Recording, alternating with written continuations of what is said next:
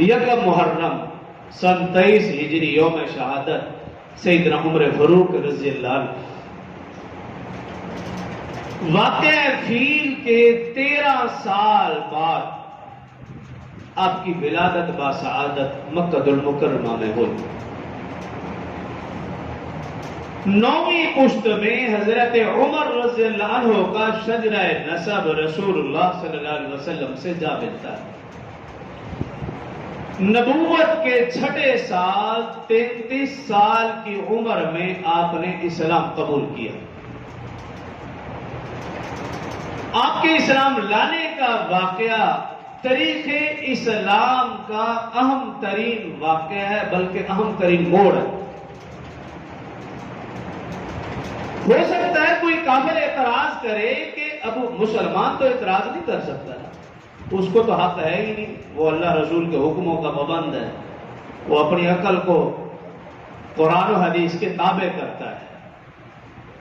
ہو سکتا ہے کوئی کافر اعتراض کرتے کہ ابو بکر رضی اللہ عنہ نے کلمہ پڑھا تو کون سا کمال کیا، وہ تو رسول اللہ صلی اللہ علیہ وسلم کے لنگوٹیا تھے، بچپن لڑکپن جوانی انہوں نے رسول اللہ صلی اللہ علیہ وسلم کے ساتھ گزاری، وہ تو رسول اللہ صلی اللہ علیہ وسلم کے عادات اخلاق سے واقف تھے،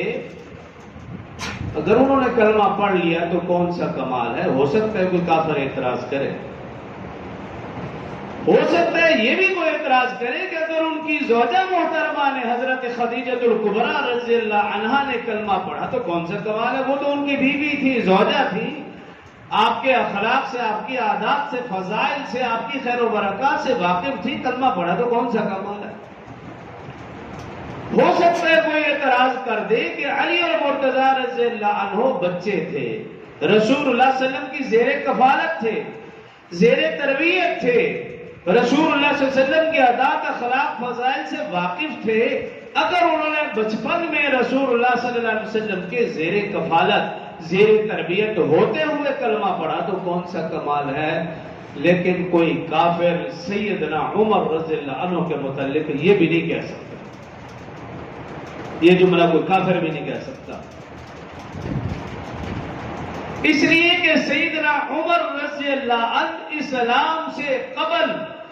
اسلام کے رسول اللہ صلی اللہ علیہ وسلم کے پکے دشمن تھے، اور بچے بھی نہیں، لڑکے بھی نہیں، 33 سال کا کڑیل نوجوان، چوڑا چکرا سینہ، دراز قد، روبدار شخصیت، جاہو جلال چہرے سے نمایاں، اور رسول اللہ صلی اللہ علیہ وسلم کے پکے دشمن، کسی کو یہ ہمت نہیں ہوئی کہ وہ رسول اللہ صلی اللہ علیہ وسلم کے قتل کا ارادہ کرے، اگر یہ ارادہ کیا تو نعوذ باللہ عمر نے کفر کی حالت میں کیا، اتنا پکا دشمن تھا۔ اور ایسا دشمن جب رسول اللہ صلی اللہ علیہ وسلم کا ایمان لے آئے تو یہ کمال ہے، اور اس کمال کا اعتراف دنیا کفر بھی کرتی ہے کہ اصل کمال یہ ہے، اور اس کے پیچھے رسول اللہ صلی اللہ علیہ وسلم کی دعا تھی۔ اس لیے کہا جاتا ہے کہ تمام اصحاب میں سے صرف اور صرف عمر فاروق رضی اللہ عنہ وہ ہیں جو مراد رسول ہے، اور باقی تمام اصحاب مرید رسول ہیں، وہ رسول اللہ صلی اللہ علیہ وسلم کے مرید ہیں، سوائے عمر کے یہ مرید نہیں، یہ رسول اللہ صلی اللہ علیہ وسلم کے مراد تھے۔ رسول اللہ صلی اللہ علیہ وسلم نے دیکھا 39 لوگ اسلام لا چکے، ابو بکر بھی مسلمان ہے، عثمان بھی، علی بھی، طلحہ، زبیر، عبد الرحمن بن عوف، کبائر صحابہ مسلمان ہیں، 39 لوگ، لیکن اس کے باوجود مسلمانوں کو یہ ہمت جرأت نہیں تھی کہ وہ اپنے اسلام کا اعلان کر سکے، اعلانیہ تبلیغ کر سکے، اپنے ایمان کا اظہار کر سکے، اعلانیہ اذان دے سکے، اعلانیہ نماز پڑھ سکے۔ 39 مسلمانوں کو یہ جرأت ہمت نہیں تھی، بلکہ کفار کو ظلم و ستم بڑھ رہا تھا، پتہ چلتا کہ یہ شخص مسلمان ہوا، اس کی خیر نہیں،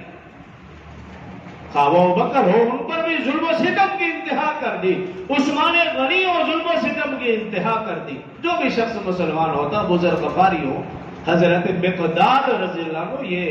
اولین اصحاب رسول اللہ صلی اللہ علیہ وسلم پوری رات سجدے میں گزارتے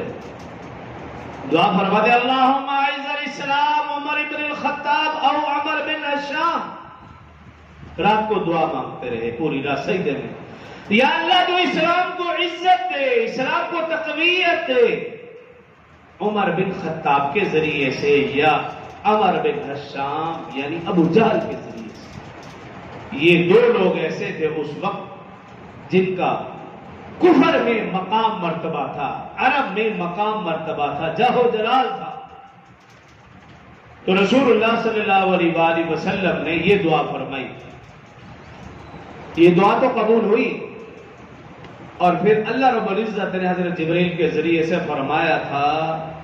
اے پیغمبر اگر آپ او نہ کہتے،